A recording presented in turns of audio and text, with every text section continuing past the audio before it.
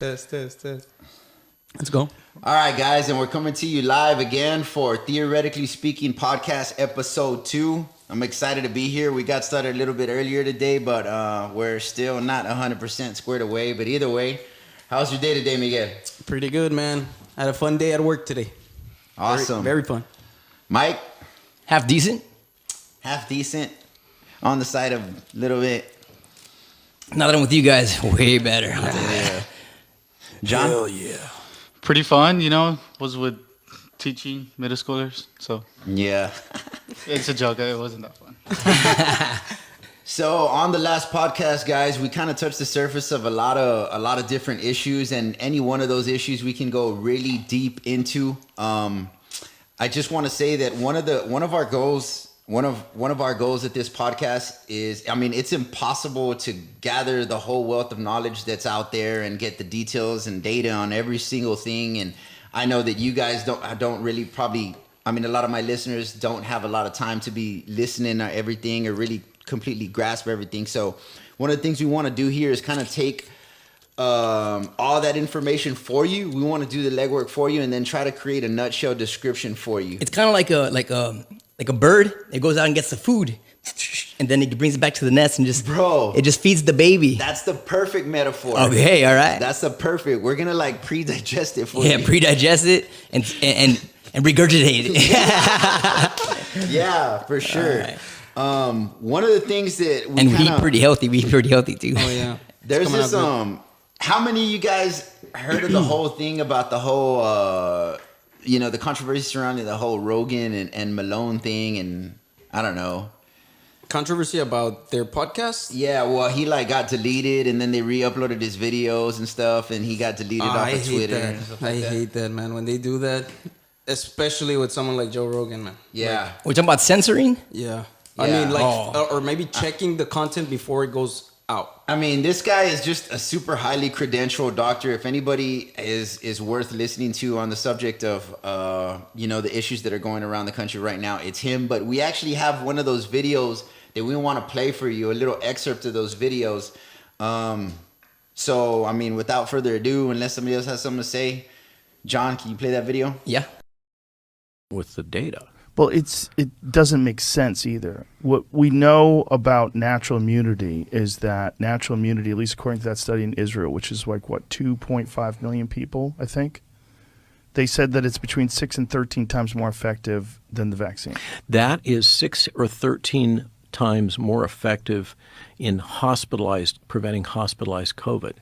It's more like 20 or 27? more-fold, 27-fold better at protecting against developing the disease. Remember, infection does not equal disease. Right. And that's only one of over 140 studies that document that natural immunity is superior to the vaccine-induced immunity. And oh, by the way, as a vaccinologist and an immunologist, I wouldn't expect anything different. But the CDC recently disputed this, didn't they? It was a fascinating play. So the CDC, for most of us that are at all objective in the science world, look at what's going on at the CDC aghast. Damn. Remember, there's a delay. All right. So because of the delay, we're gonna wait. Oh, we're still on mute. No, we're not. We're live. Oh, okay. We are live. Yeah. No, there is a delay from what gonna we take were it, guys. watching It's to gonna what they take it. were watching. All right.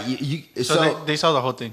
So the context of that minute excerpt is Joe Rogan was referencing the Israeli study that there's somewhere 2.5 million subjects in that study in Israel, talking about how if you've gotten the vid, natural immunity is 6 times more effective in preventing hospitalizations than the vaccine, right? And this doctor.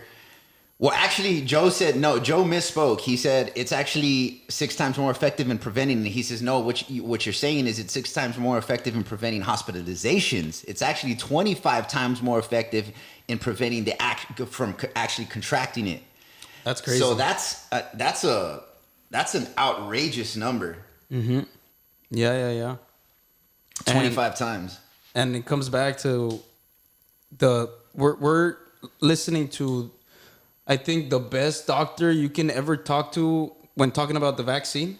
Like, I mean, he basically created the mRNA process. No? Yeah. So I mean, I encourage you guys, my listeners, if you want to go listen to the whole podcast that he has on Spotify with Joe Rogan. It's about 3 hours long.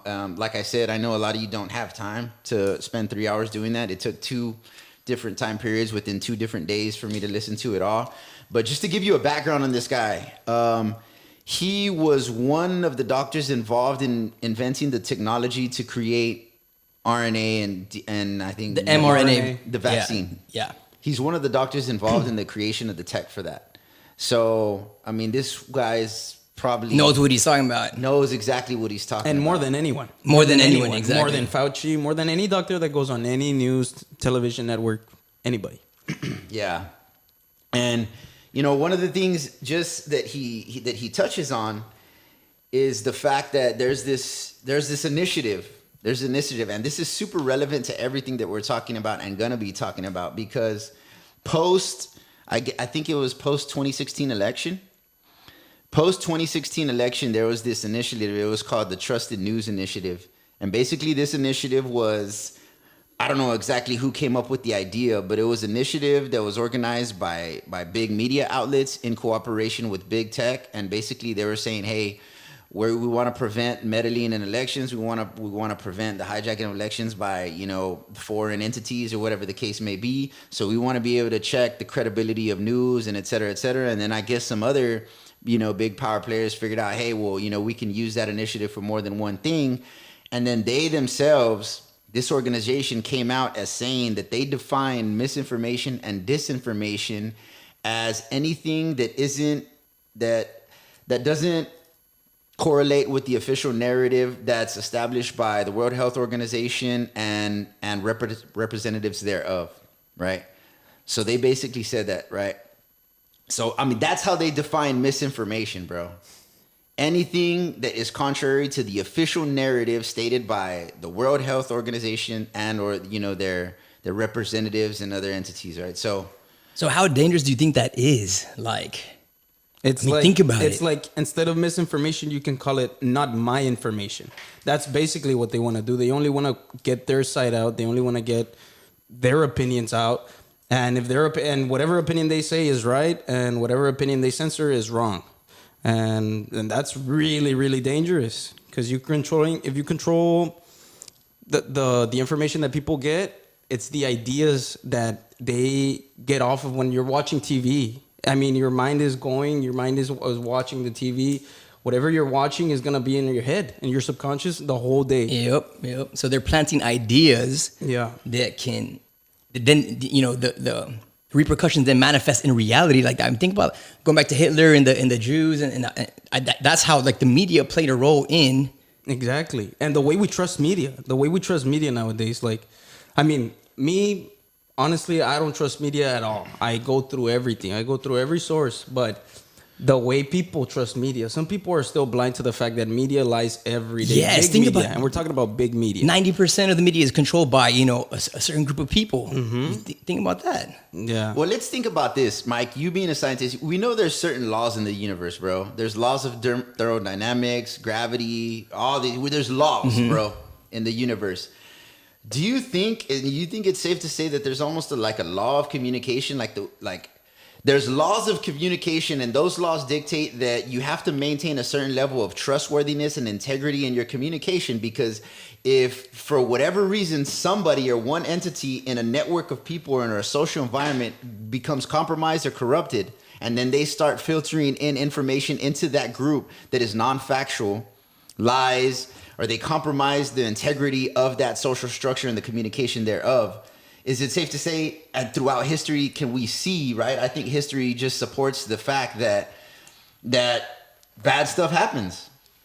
Bad stuff happens, right? Of course. And that's what you're talking about. And I mean, I kind of want to boil it down to the very beginning of communication, bro. Very basics. Like, let's start from there and say, like, I mean, how is it that human beings communicate with each other? And what I mean by that is, like, okay, let me just finish my thought. Okay, yeah, because... Let me just finish my thought real quick. let's say my listeners, they're listening to us right now, and they're listening, hey man, there's this 3-hour podcast by this dude, Malone and Joe Rogan. I have no idea what they're talking about, right? This guy's a highly credentialed doctor. He's talking of terminology and vocabulary words I have no idea. I don't even have a point of reference to start to understand this stuff, right? So what we do, and I think what we've done throughout time, is we kind of defer to people and leaders that have a certain level of competence in a particular field, and that's their area of expertise. Because how many things can we, because one individual know, you can't know everything about everything. So going all the way back to pre-agriculture, when it's just, tribes and nomads, and we have to survive, right? So communication is essential to survival. Mm-hmm. You see what I'm saying? Yeah. Like it goes all the way. So it's deeply rooted in us. And the thing is, we have a tendency to trust people. Like if we haven't done the research and somebody else has done it, then we want to trust them right off the bat. It's like a. And since you're in elementary, you're. Of course. They tell you the teachers know what's best, even though the teachers don't teach us jack. Yeah. Like you'll have business professors teaching about business that have never had a business. And when you were young, you believed your teachers. When your teachers told you, oh, the lawyers know about law, the doctors know about medicine. Like, yes, it is true. They do know about medicine. But how much can you trust someone that's been so much time in society, in a society that has changed the way we think? We don't think the same way we did 40 years ago. And I'm not telling you it's because of your parents' fault or anything, but it's society. Yeah, the communication game is changing, is what you're saying. Exactly.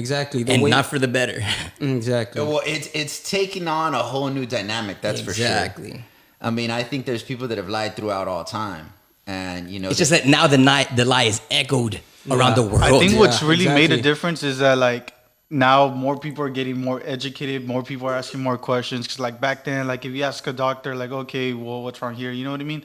Maybe they're not 100% sure what the problem is, but they're just going to guess. And, well, you're not a doctor. You know what I mean? Yeah. But now you can ask. There's a bunch of resources online that you can actually do your own research and find out. And just, like, I mean, nowadays, and people have said it, like, anyone can get a degree. You know what I mean? Just because you have a degree doesn't mean that you're, like, super smart or anything. Exactly. It's kind of just getting the work done, you know? So at this point, like, where we're at right now, like, with the technology, like, any information is attainable. Yeah, it's all free. It's all in the web. It's only so we don't have to just trust a certain person. Like when they say like a lawyer, like you know what, like that's why I feel like there's competition now on like different stuff because you're like okay, this person tells you this thing, and then you'll go to another buddy like nah man, they're just trying to like get money out of you. Yeah, that's why there's good lawyers and bad lawyers and good doctors and bad doctors. That's true. That's true. Knowledge has probably never throughout the history of man been easier to get and find. But the thing is, how can you trust the integrity of that information? Yeah. You know, and that's kind of what I was saying at on a fundamental level. I mean, me growing up as a kid, bro, I honestly, as naive as it may sound, and I'm sure a lot of people out there, listeners, can resonate this. As a kid, I didn't think adults lied, bro. Me neither, like, bro. I thought adults lied like, oh man, you know, I'll take you to Peter Piper Pizza when I got out of work, and then, oh man, I got out of work late. Like, sorry, I couldn't. I mean, I knew they couldn't, you know. When the whole time it was there, they're like, I'm just gonna tell them we're going, but they had no intention of going. Little lies, bro. Like, I didn't think a doctor would say, hey man, this is what's best for you, and like, man, you're gonna get well, and you know. I didn't think a doctor could say that right in your face, knowing like, oh man, actually, I know there's some potential side effects for this thing, and I'm actually doing this because if I can get, let's say, I don't know, 100 of these per month, I'm gonna get a $50,000 bonus at the end of the year from such and such company. Like, I don't know, right? I'm just throwing that out. Like, I know those things exist, right? As far as, you know, incentives from pharmaceutical companies for doctors and stuff like that. But that was just an example that I threw out. Like, I didn't know lying happened on that type of scale with adults, right? And like you said, growing up, we defer to our leaders as being trustworthy for anything. Mm-hmm. You know, a cop pulls us over. I remember, you know, a cop pulled me over and he wants to give me a ticket. And I'm thinking in my head, man, I deserve the ticket. Like whatever it is, I broke the law. Yeah. You know what I mean? You don't even say anything. He stops you. You don't even like try to fight it at all. I mean, you can fight it to a certain level, of course, when the cop stops you. But the first time they stop you, you're like, okay, yes, officer, complying to everything. Yeah. What else are you gonna do? You don't know anything about laws. You don't know anything of, if he's breaking the law, you wouldn't know. You know. Yeah. Like that's the way it goes. You respect him because you think he's respectable. Yeah. You think that's the issue. Yeah. Well, we've grown up to think like, okay, he's a person of authority, so we gotta respect him. You know what I mean? Yeah. And even growing up, like I'm sure parents would be like, I'm gonna call the cops. Like you gotta behave. So there's already that kind of like, I guess, whether it be fear or respect. Towards like those people or like an authority, and it's like. Yeah, but that word, it carries a lot of what would you call it? Implications with it, authority, like that word. Like someone who's an authority figure, it's just not like, okay, this person has power over me, but it's also they've gotten to that level of authority because they've earned it. They've gone through a certain process where they've deemed to others or to their peers or whatever, right? Like a police, you got to go through academy. You got to learn certain things about laws. You know what I'm saying? You got to think a certain way to be a cop as well. So they think a certain way. They've gone through a certain level of training, and they've earned a certain right to have that authority, right? So there's a certain level of honor and integrity that you associate with that person of authority.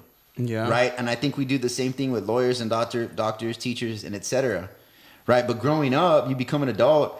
And then you find out otherwise. Like I fought in a traffic ticket and I beat it. Yeah. Finding out that the officer actually wasn't within the guidelines of his own laws to be following. And he's probably trying to, meet the quota, this and that.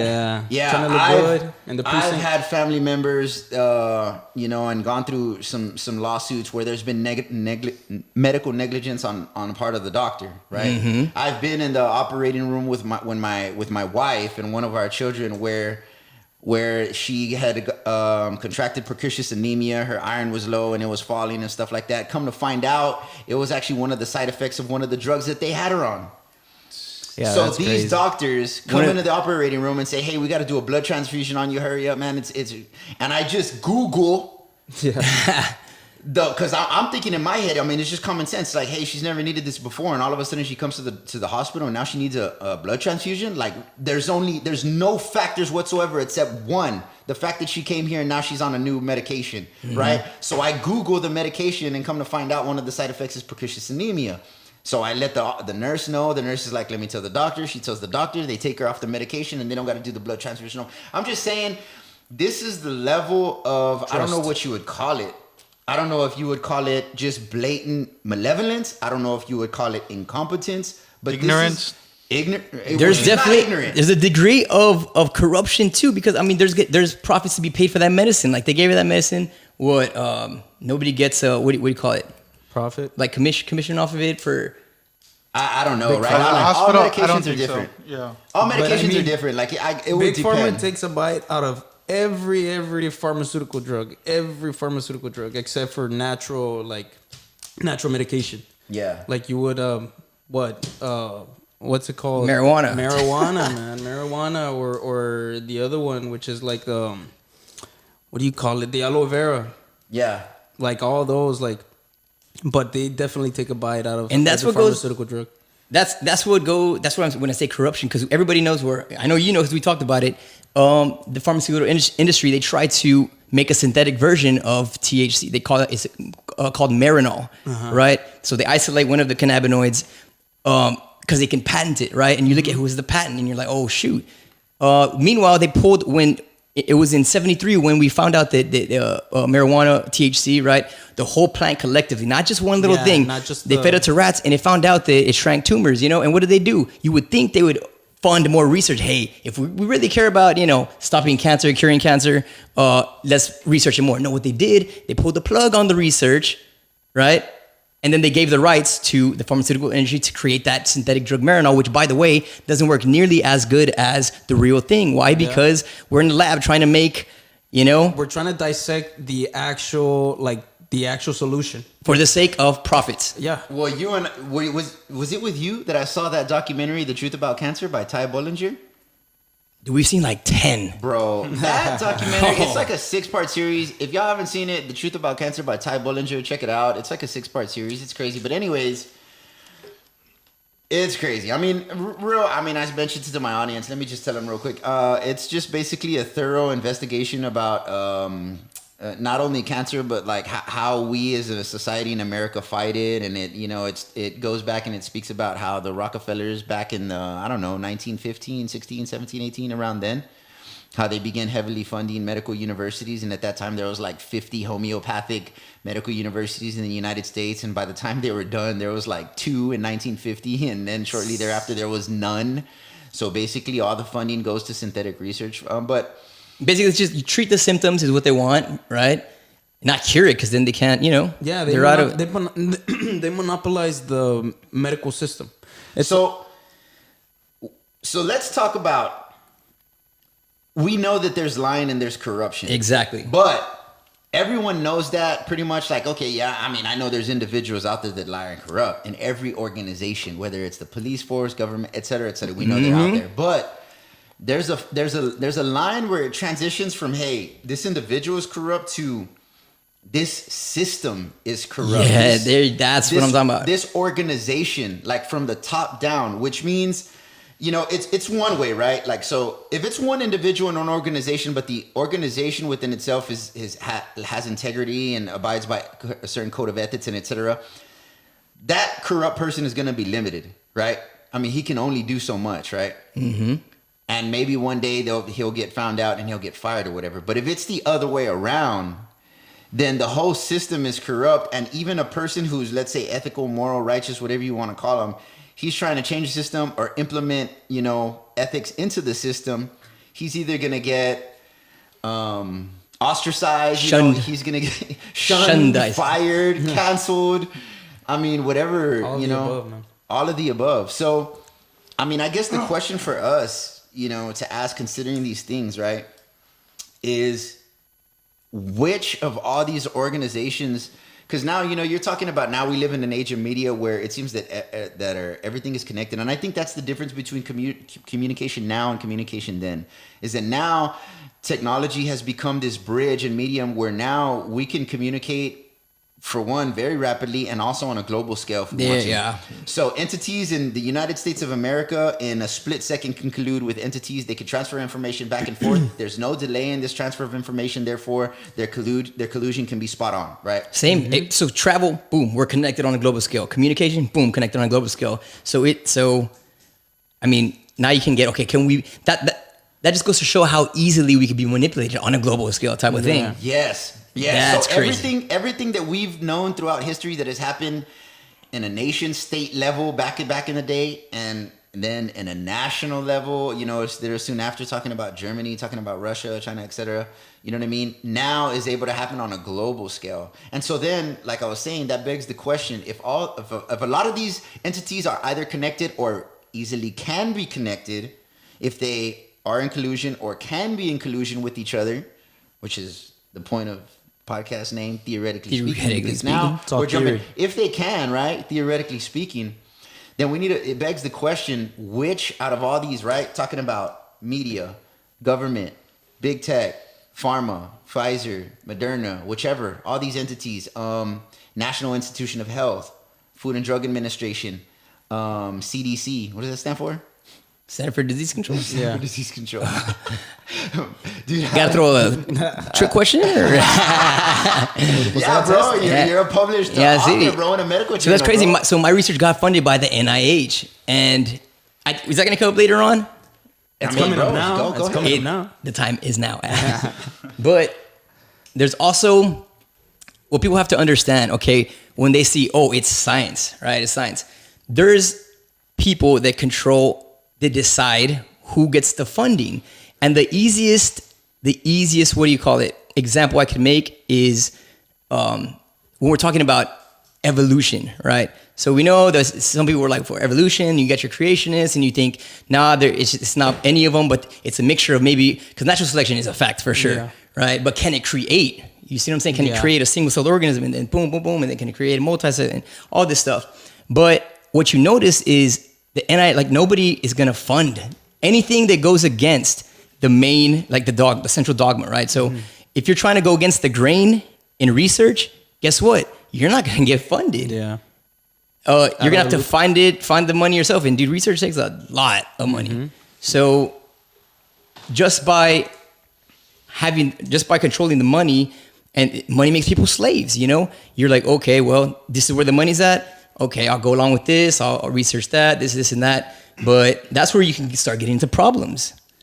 Yeah, because the purpose of science is to ask questions, follow the evidence wherever it leads. But if the evidence starts going somewhere, there's some areas of science that they're like, okay, wait, well, that's not acceptable. Put the plug on that. I'd rather fund this. You see what I'm saying? Yeah. And that sucks because, like I said, the thing is now, like, I think a lot of people who are doing the research is like they don't have the money. So the people that have the money, it's more an investment for them. You know what I mean? Exactly. So whatever their private, like, they're thinking of doing, like long term, they have something secret agenda or something, that's what they're going to fund and whatever's going to work for them. So like sometimes we're getting mad at like the science and whatnot, but I think it's because like it's the investor behind the money. It's not necessarily the people doing the research and stuff.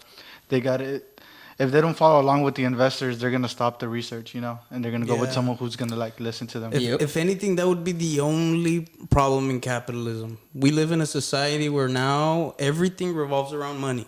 Everything. If you think about it, the human race doesn't need anything else from anybody. We're living like kings, even the poor people, like in the U.S. In the U.S. And we don't need like to play any more games. The game we're playing right now is basically just getting money, paying your bills, and over again, you sleep, you eat, you have kids, you have your family, and then again, we're just playing for money, and that's not what life's about. But that's what we're playing, And then you talk about, okay, we're playing for money, but then you talk about the biggest scam ever in the history of Earth is the printing of money so it's fake. Yeah. So we're chasing and that again is gonna. Well, I mean, is it capitalism, or is it money, or is it just morality, right? Because I don't think it's capitalism. I don't think it's capitalism. I've had this discussion with a good friend of mine. I would mention his name, but I won't because I don't know if he wants me to mention his name. But put him on blast. Yeah, he's gonna become famous. I mean, he might want to, or he might comment on the show. And I mean, he's a super smart guy. But anyways, he is really a lot for like socialism and stuff like that, right? And he says that 100%. Like what you just said, that's what he would say. Well, that's the problem with capitalism. And I don't disagree with capitalism at all. I'm just saying that would be one of the cons. Let me just like make that clear. I love capitalism. Yeah. Well, I would say maybe you would define it as free market capitalism because you're like, hey, well, it seems that free market capitalism works. Like when you allow people to be free, when you have a society that's free and you give people the freedom to pursue their dreams and goals, that means you get people in different arenas of life that are the most competent in that area because they want to be there.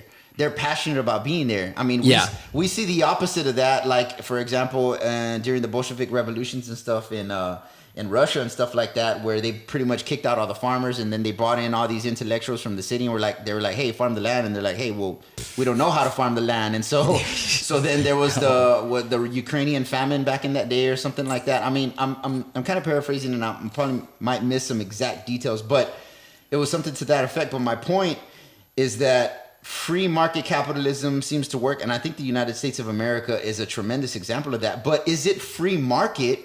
Again, talking about very fundamental communication. Is it free market when corruption, lying, lack of ethics and morality enters the equation? Because that changes everything. It's becoming less and less free. Because, if you're lying by omission, is it a free market? Like if you're selling me, let's say, a medicine. Sell me this pen. Right, whatever. Yeah, okay. Or you're selling me a medicine, right? And you're telling me, hey, this is going to get you well, right? And I think it's going to get me well. But then it doesn't get me well. And then you're also saying, hey, I got to charge you $100 per pill because that's how much it costs to manufacture. And that's why there's insurance, et cetera. But it doesn't. It actually costs you 10 cents to manufacture, right? I mean, we start getting into crazy variables and ripple effect and cause, but... And it goes to the question. It's the line that hurts capitalism, I just Googled it. Like, I'm going to give you the straight definitions. An economy and political system in which a country's trade and industry are controlled by private owners for profit rather than by the state. So I think at that point, it's kind of like, since it's a private owner, it's kind of hard to keep them accountable. You know what I mean? Yeah. In the state, it's a little bit easier because they're supposed to be thinking about everybody else. I actually think on the contrary. It's easier to keep private owners accountable. But they're going for their own profits. If you don't like the product or service that they're delivering, you cannot buy it. That's what makes it harder. Yeah.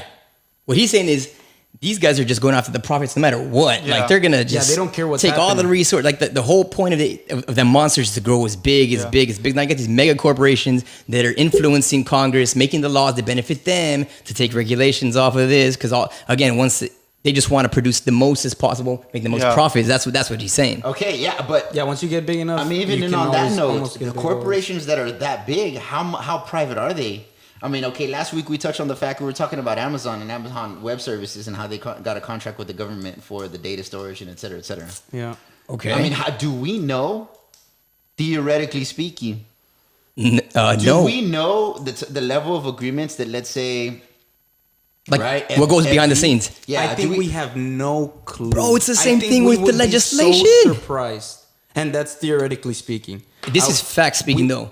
The legislation they make is there's so much in there that we don't know, but they pass it under the guise of the corona relief, what do you call it? Relief package where everybody gets money and a stimulus, and everybody, what do they say? Oh, stimulus money. Oh, but what about everything else that's in there? I was watching a video on a Democrat getting after Nancy Pelosi, the Speaker of the House, because she wanted to pass a bill one day before they voted on it, and it was 2,500 pages long. 2,500 pages of, what did you call it last podcast? Beef? The beef or the pork? Yeah, they call it pork. The pork. Who's going to read 2,500 if you give it to all these senators and they all vote to pass the bill? Who's going to read 2,500 pages of words in one day? I mean, they're supposed to, but they don't. Of They course have a they don't. representative, and they just give a quick summary, and they don't read between the lines. And nobody reads it. It's like I tell you, hey, you're gonna vote on my bill. All right, let's vote on my bill, okay? Just give me a quick summary about it. Here's what's in it for you if you vote on my bill. Exactly. That's what they talk about. They don't read it. These are the points. These are the points. Yeah. This is what we do. As long as you don't know the details, you won't get in trouble. The less you know, the better. You Yeah, know, just give me a quick summary so I can at Exactly. least align with it. I mean, and that's just the tip of the iceberg. I mean, I don't know if any of you guys saw the podcast with, and she's a super controversial person right now, but the podcast with Marjorie Green. Marjorie Taylor Greene. Yeah. That they just put her back on Twitter. Yeah, I don't know. Her private account. She got canceled also, but her podcast with Timcast IRL. Oh, she did. When did she do the podcast?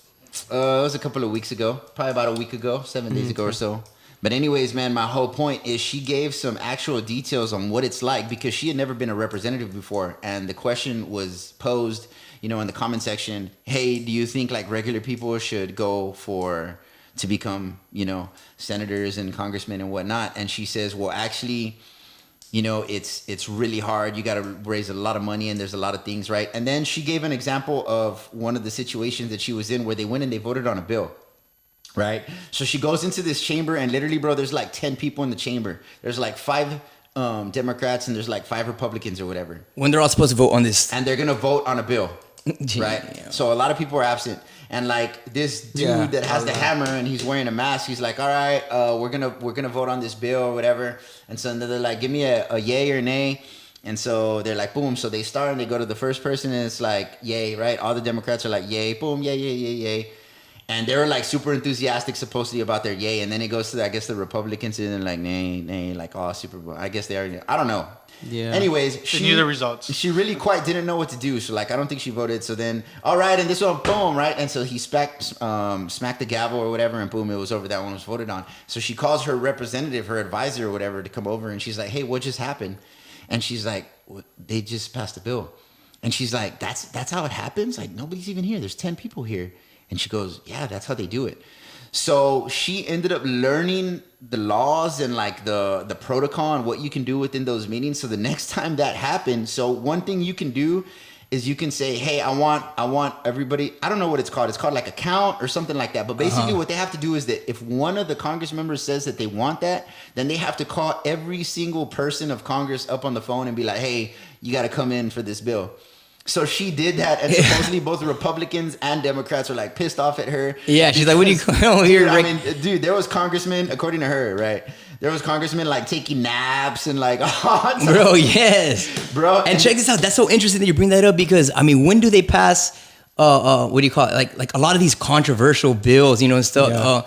When there's like a Justin Bieber concert going on. Yeah. One time it was like Miley Cyrus when she came out with a twerk with Breaking Ball, no? It was around that time, and there's some stuff like going through, like some. I was like, you're talking about at 4 minutes and 38 seconds? Oh man. Wait. Wrecking Ball? Are you talking about Wrecking Ball? And then It's crazy. So I mean, we should go back and find out. But this happens all the time. Like there's some big events, Super Bowls and exactly Super Bowls, Grammys, this, that, to where everybody's attention it gives boom, right? And they're over here passing stuff under our noses.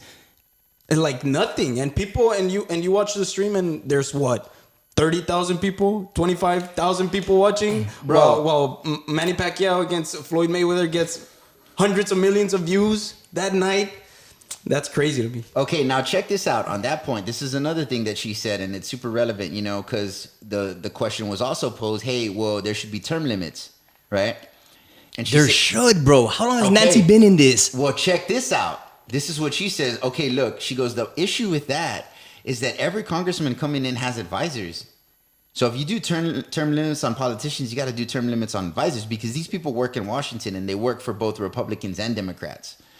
So they're the ones that are giving them their information. So they're advising. They're helping them out, right? So the advisors are to blame too. Then is that what you're saying? Yeah, yes, that's what I'm saying. Well, get them both out. Term limits on both of them. That is what I'm saying. But I mean, bro, it becomes. I guess at that point, I guess the gist of what she was trying to say, or maybe she wasn't really trying to say anything. She was just kind of stating the facts. But it sounds to me like it's a slippery slope, because who's gonna vote for terms? Like, let me just vote so that I can serve a term and leave. Yeah. Like, you know what I'm saying? Yeah, but on the other hand, on the flip side, what if you get somebody who figures it out? Let's say like her. What if you get someone who's moral, ethical, they figure it out, they learn, they get to a certain level of competence, and then all of a sudden their terms and up. see the bigger picture, right? Yeah. And want to make a difference, and want a healthy democracy, and want a healthy government. They want recycling of power. And speaking of that, I mean, I think that's one of the issues, because we're talking about, you know what, like, this is a problem. Let's pass another bill. Let's do term limits. Guys, that's kind of the problem that got us here. Yeah. I mean, and I think honestly, you touched on a good point where, like, I feel like they get a little used to it. You know what I mean? It's a probably like a routine. So when someone starts off, like, let's say as a Senate, they want to make a difference. I like to give them the benefit of the doubt that every single person that's there probably did want to make a difference when it started off, but like since like you know they get a taste of the good life. Oh, okay, you know, and then it just goes to their head. That's what. Hell yeah, dude! You know? People go in, and this is we should look this up. Check it out. Everybody that goes into government, right?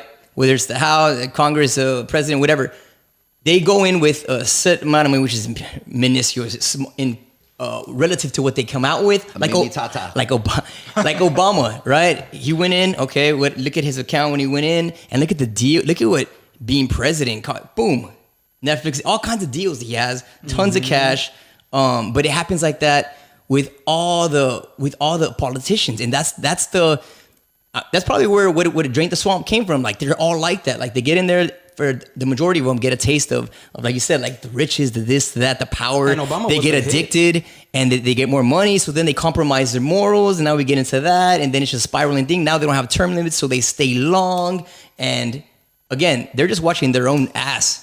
Yeah, is what it is. Mm-hmm. Basically, they watch their own ass, and they're just doing the bare minimum. You know, that's like for their party or whatever. To make it seem to the people that we're here for the people. It's more of face politics. It's the bare minimum just so they can get away with their tranzas, with their little trickster jobs, crooked crap. Because the LGBTQ community was hitting hard when Obama became president, and he's a minority.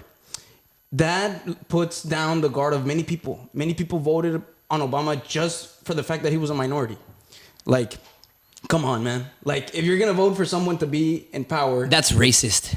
Yeah, exactly. I mean, not even, like... You're talking about the most competent person that you can put in charge of the most competent country. Like, you gotta be on top of this, you know? You gotta research. Exactly. We're talking about a country. Okay, he's a minority. I would love to see a minority in leadership position, but come on, man, you know? And then put all of our guards down. Even me, I wasn't into politics. Yeah, and then. People, like, the news doesn't even show like Obama threw like a bunch of gonna be an awesome president, right? When I saw his campaign, bro, you know why? This is why, because he spoke so great. He was such a good speaker. The stuff that he said was the greatest stuff. Yes, we can. The way he talks. Bro, the way he talked, the way he was like the most presidential president.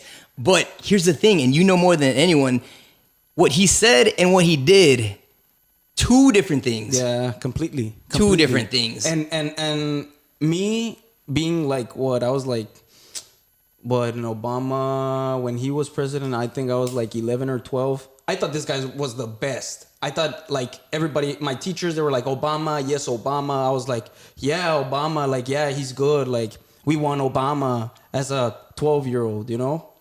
Like, it's just information that just falls on your ears and you just absorb it. And I feel like it goes back to the media. The media was trying to like, okay, you know what, like this person, like he's a minority and everything.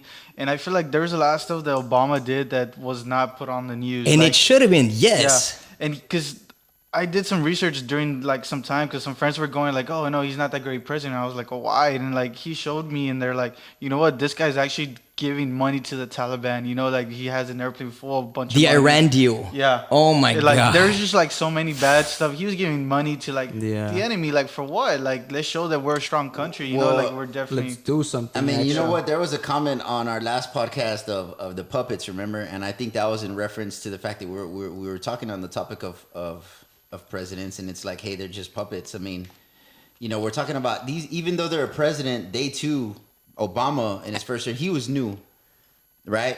So, I mean, you think this guy comes in and he just already knows, like, I mean, I'm sure in this fantasy world, he can tell you, hey guys, I'm going to stop the bombing and I'm going to pull out from here and I'm going to bring the troops back. And hey guys, we're going to have a happy 4th of July. I'm going to buy everyone fireworks and we're just going to have a great time, guys. Hot dogs and burgers for everybody. You know what I mean? I mean, I'm sure that's what he said. McDonald's, like Trump. But don't you think, he answers to somebody. Don't you think he goes and he sits down with his advisors and they tell you, hey, look, man, everything sounded good, but guys, I've been working on this foreign policy with this country for my whole life. Decades. 20 years, 30 years. I mean, you're talking about military-industrial complex. You're talking about chief of staff. You're talking about the intelligence agencies, you know, the alphabet boys, CIA, FBI, and well, maybe not FBI, right? But CIA and others who've been working, right? I mean, I don't know if you guys have heard of that. What's that book? Tales of an Economic Hitman or something like that. That book by the CIA agent where he talks about how they infiltrate a country and how they... So it's like all this behind the scenes stuff. I mean, the whole documentary with Freeway Rick Ross came out about how he got busted and then he was getting it from this Bolivian drug lord, and then the Bolivian drug lord. I mean, this all came out like. Now we're opening up a can of worms. We're opening up a can of worms there, bro. Check this out. So the war on drugs, isn't it? That the marijuana study that they decided that was around. That was precisely the time when the war on drugs started. You know, what is it, DARE? Is that it, right? Yeah. What is that word, the acronym? I don't even remember. For what? It was. What was it, like? Just Say No. The Just Say No campaign, okay. So they're painting out weed to be this demon thing, right? And you could go look at the commercials because they're funny now. Like, we know it was all lies, bro. Yeah. So when the government found out that it's actually, you know, a compound, they pull the plug, they give it a pharmaceutical, big pharmaceutical, they make a drug and all that. But, man, there was a point that I was going to make. It was, dang it. No, and it goes back, like, even to my culture and the Mexican culture. When those ads were hitting, my parents were young. All of my uncles, aunts, grandma, they were looking at the power, at the people that were at the top. And who was at the top at that time? The U.S. You reminded me. Yes, exactly. So the war on drugs. Oh my gosh, the U.S. is in on the war on drugs. Remember we saw that guy Kiko, or the guy that Kike Camarena. Yes, exactly, bro. That's crazy. So you look at that and you're like, wow. On the face, it's like, yeah, guys, don't do drugs. But behind the scenes, it's all connected. Yeah. Yeah. So do you know the story of what I just mentioned? Which one? Of Freeway Rick Ross? Haven't heard it. Okay, well, nutshell, real quick story. The dude was getting a ton of cocaine, one of the biggest probably crack dealers. And, you know, this is back in the crack epidemic started in the 80s. In L.A., I mean, right? One of the biggest cities in America. Getting tons of coke from this dude. I believe it was Bolivia. I don't know. Bolivia, Nicaragua? No, it was not Bolivia. Nicaragua? I think it was Nicaragua. I'm pretty sure it's Nicaragua. It was being funneled through there, or what was coming out of Nicaragua? Anyways, it was coming out of somebody from Nicaragua. The person he was getting it from Nicaragua was associated with the guerrilla group that at that time was trying to create a revolt against the Nicaraguan government of that time. The America was on the side of the guerrillas. They wanted that. So they knew that this guy was bringing tons and tons. And they were not doing anything. So when they got busted, like all the evidence came out, and like obviously Rick Ross took the fall. And then there was actually a reporter. The way that we know this is there was a reporter, man. I gotta remember his name. And it got, like I was telling you guys, I'm trying to give you nutshell descriptions. Is a reporter alive or dead? Fact check me, but his name I think was like Gary White. It was Gary something. The guy's dead now. I was gonna say, did he get killed? How did I even know this? Did he get killed for reporting and putting this stuff out there?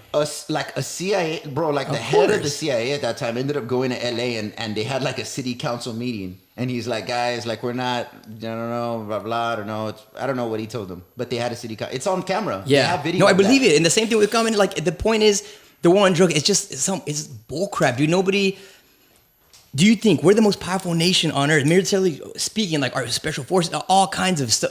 Bro, if we wanted the war on drugs to end, we'd go in there and take care of it ASAP. And they've said it. I've heard it from military, like high up. They say that if we were to invade Mexico, it would take about 2 to 3 weeks. It's not hard at all. These guys aren't a match for the stuff we got going as far militarily speaking. Like the thing is, they don't want the war on drugs to be over. I mean, it's just money coming in, man. Yeah, it's just controlled crime is gonna be a lot better than just like chaos crime. You know what I mean? They allow it because everyone's profiting in some kind of way. Because like, let's say exactly, and if we were all rowing the same way, we could probably stop it. But the people with money just want more money. And it's just gonna keep going that way. More money, and that's gonna hit the demise. And that's sad, isn't it? Because government. What's government's job, right? For the people, like we're supposed to protect the people, right? If they're serious about cutting the war on drugs, they can kill it. They could root that shit. You know what I'm saying? Yeah, they could. Same thing for cancer. If we were serious about curing cancer, boom, we can do that. We got.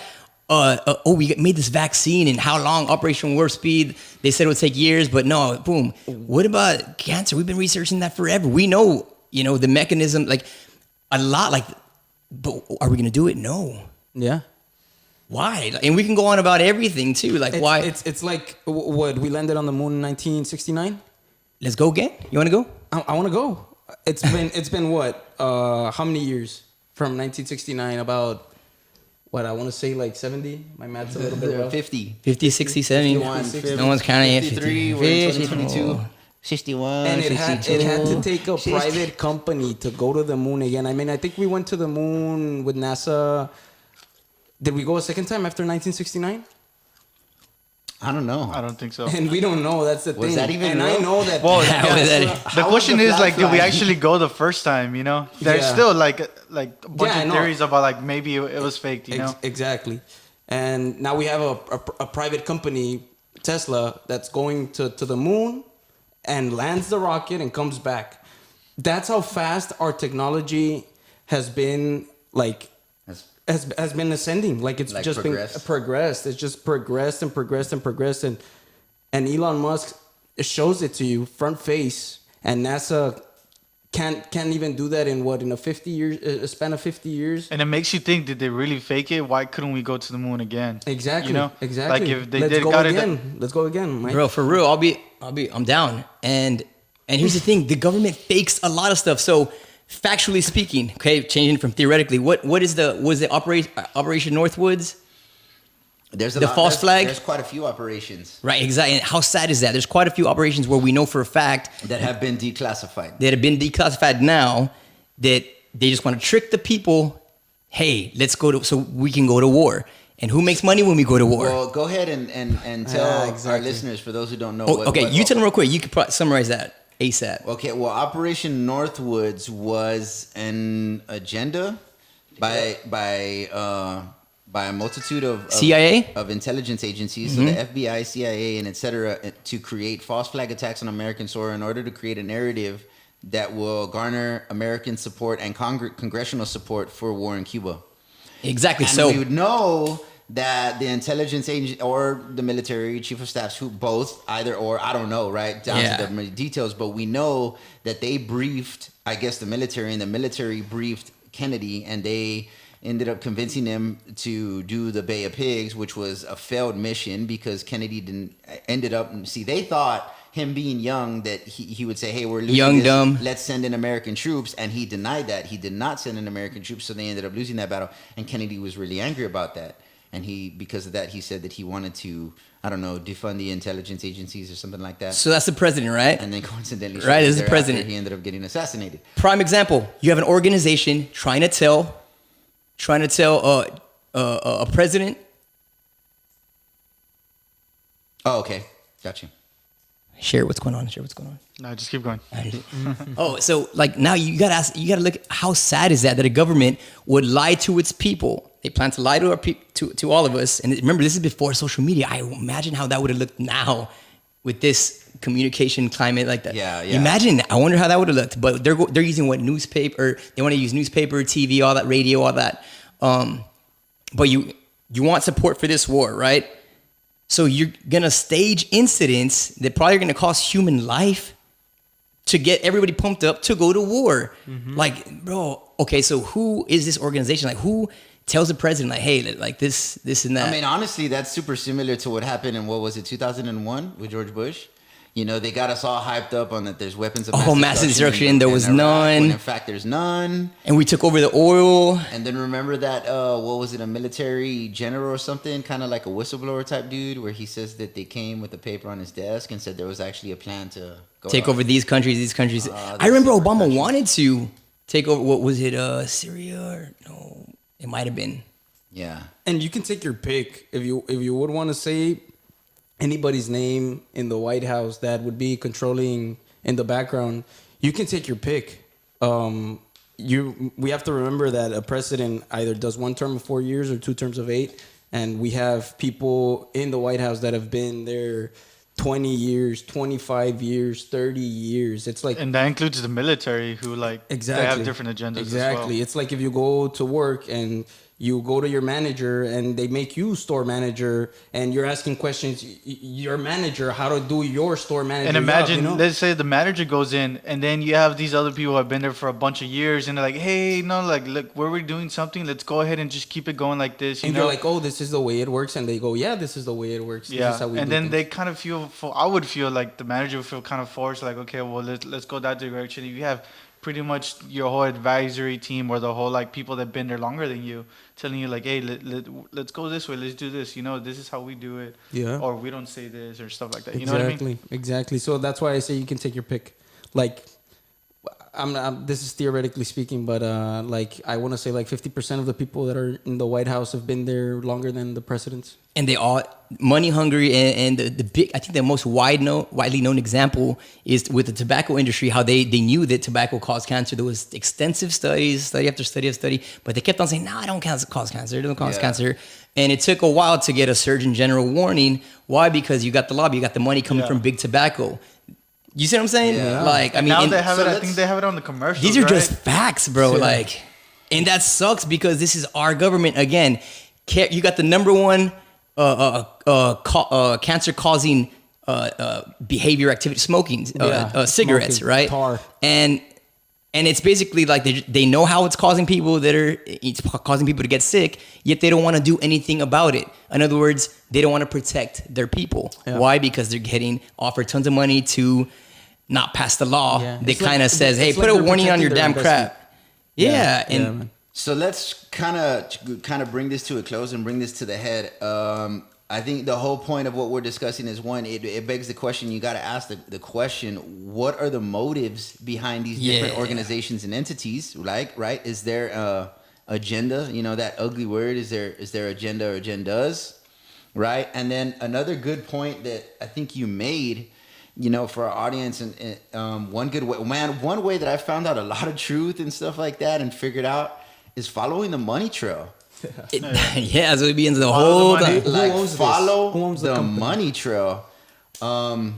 So that's the question you got to ask. Is there ulterior motives? Is there agenda? And I think anybody who really just does a little bit of research will figure out, yes, there is. Who's like, profiting? I mean, you only got to do a little bit of digging to figure out, oh my gosh, they didn't create this medicine to like help people. And, Yeah. Like, or right, this is not the best medicine for treating this particular thing based on the fact that it has the lowest risk because there's not as much side effect or whatever the case may be, right? That's just an example. But you start finding that out, like, okay, this is certainly not the best treatment, then why would they so heavily promote it and support it, right? And then again, that leads you to the money trail and things like that, right? So, and also the vaccine, people are getting sick, and that's because people canceled.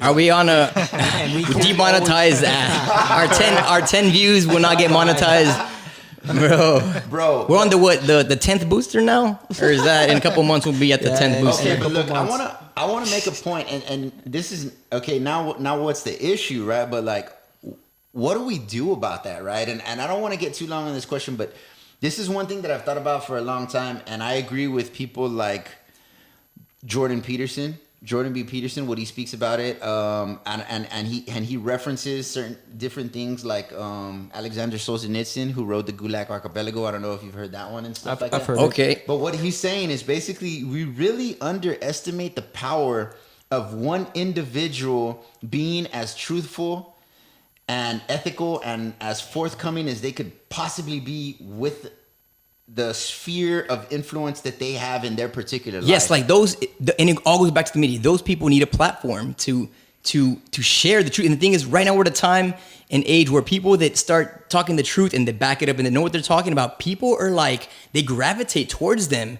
You could even say that's why Trump got elected, because he stood up for everybody that were like, dude, yeah, what he's saying is true. Like this and that. There's a bunch of crooked people in Washington. Like, he's not a politician. Okay, boom. Like, people, we want to gravitate towards the truth. So I think it all starts with, they need outlets. And for instance, so Facebook, we need alternate platforms. Well, there is alternate platforms, and right? they need to be as big as there's Facebook. Rumble, there's Odyssey. The pushback. I think that's where hopefully that's where we're headed, bro, because there really needs to be, you can't have one guy that only puts and censors what he wants on a platform that everybody uses around like that right there is a recipe for disaster. Well, then that goes back to the thing. How does the platform get big? I mean, you talk about, like, I think it was Parler or MeWe or whatever, that they banned them from like the Google App Store and at like Apple Store. Okay, and here's the catch. So like, what is the thing going on there?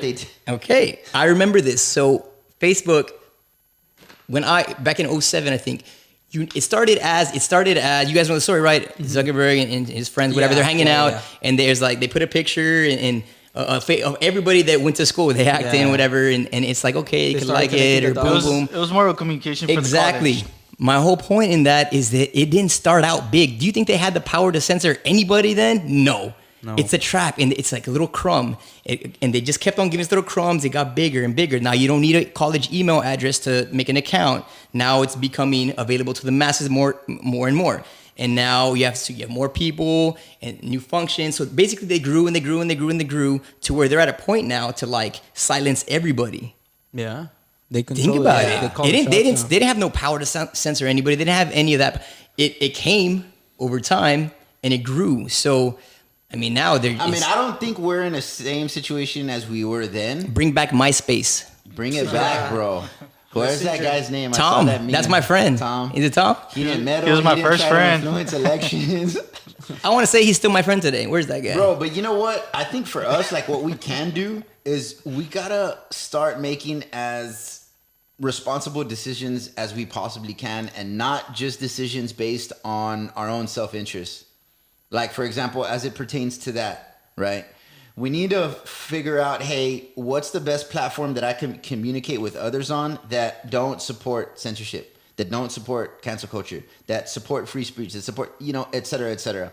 A lot of left-wing entities are doing that. Mm-hmm. But I feel like it can start getting a little like messed up and mixed, because like some people are just gonna start talking out of their butts, you know what I mean? And at that point, then anyone saying anything, you know what I mean? It's gonna be kind of, and but it would be like investing in stock. Like, yeah, like you can't just censor everyone, but like he means like if a person just starts like going off rail, like you have to do something. But What I mean is that you don't have to invest in that person. You don't have to follow that person. You get me? Well, I mean, yeah, like use basic logic and your own code of ethics and standards and stuff to make those personal decisions. But I'm saying in a general sense, generally speaking, we can't just again defer to our leaders. We can't just say, hey, I'm going to go and I'm going to get this medication. I'm going to give it to my kid and I'm going to do this and I'm going to do that because the doctor said so. I'm going to follow this law because, hey, the city that I live in, they enforced it and it must be the right thing for me and my family. And so, I'm not going to say anything. I'm not going to go to a city council meeting and say anything. I'm not going to fight it. I'm not going to do it. We don't have the luxury of thinking like that no more, And I heard, this lady recently that she worked in the State Department. And I heard her say something really profound. She says, Americans aren't ready to not be a global superpower. Like, we're not ready for that. Like, we're so insulated compared to almost every other citizen in every other part of the world, because you can take almost anybody from anywhere that's just one or two generations from living in an authoritarian or a totalitarian or in a monarchy. Like, they're just a few generations from that, probably everywhere throughout the world. Except the United States of America. For the past 200 years, we've been the freest country, and we're getting, the bureaucracy is growing and whatnot. But bro, we're so insulated from these realities, and in history, I think the Gulag Archipelago is like textbook reading for high schoolers that live in Russia and stuff like that. But it should be. I'm saying, generally speaking, my whole point of that, my whole point is, generally speaking, we have to take more responsibility and an individual and say, I can't just mindlessly make all these decisions anymore. Like, for sure, you're not going to know enough about everything to just question everything. Like don't go vote for Joe Biden just because you hate Trump. Like, you see what I'm saying? Like, you can't trust someone because you think you know that someone. But to the extent that you can, if it just comes into your realm of awareness, like, hey, that doesn't sound right. Okay, if your own voice, if your own conscience, if your own conviction said that to you, then maybe there's something there, and you can't just blow it off anymore. I mean, we shouldn't, right? Yeah. You can do whatever you want, but I'm saying I don't think we have that luxury too much longer. The solution, we don't. The solution to all, I would say, a good amount of our problems is going to be the media, bro. Something has to change, and here's why. I hate how much power they have. Think about it. They can make somebody look like God, and they can make like basically the devil. They can make the devil look like God. What Trump signed into, all the laws that you look at that he signed in, everything he did, right? They didn't give him credit for any of that. They focused on the bad side. If the media wanted to, they could take what he did. They can make him into a rock star, and Trump would have been our president again. They probably would let him stay there for as long as he wants because he did such a good job or whatever. Or they could take the other side. For instance, with Joe Biden, dude, look at his son got caught smoking crack, right? There's pictures and videos exactly. of him There's so much smoking crack dirt, without a shirt. but the media again paints him like the best thing that ever happened to us.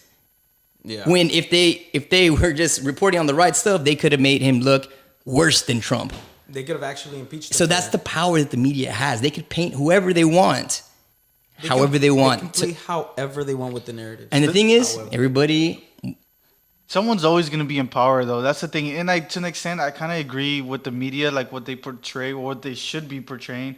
Because, like, honestly, for, like, most people, they're not going to have time to be doing all this research. You know what I mean? They're not going to be able to be reading, watching some videos, and, like, you know what I mean? It's going to get kind of hard. And I'm assuming that's why the media was there, to be that exactly, kind of, like, yes. But who's in charge?